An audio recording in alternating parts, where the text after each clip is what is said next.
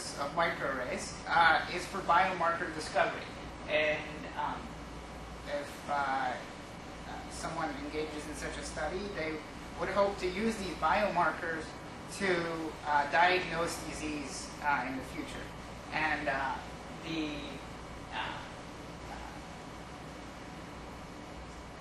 and so now we're going to talk about the applications of microarray technology in medical science.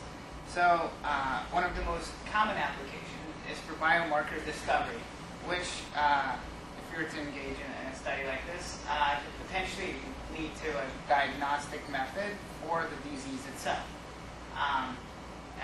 Another sort of study is for the prediction of treatment outcome.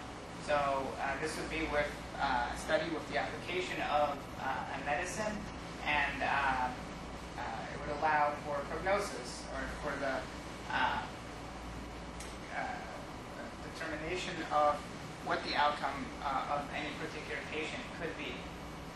And so it can also be used for the assessment of drugs in both drug discovery and drug quality control to find patients who may be susceptible to drugs or to allow the drugs to be tested for quality of effect. And so another application, which is a very highly expanding one, is the technology development itself. It just drives the entire cycle of using microarrays.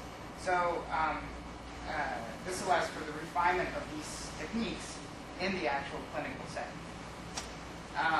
Now, the goals of a typical expression study in general are to determine the mechanism, and so this would select genes using a microarray study.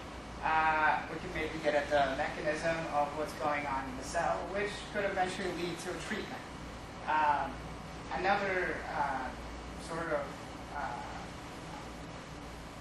goal is to subclassify disorders, or to classify in general disease versus healthy. And so this could lead to a diagnostic method.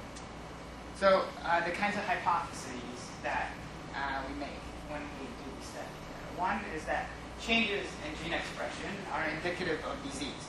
So we do have to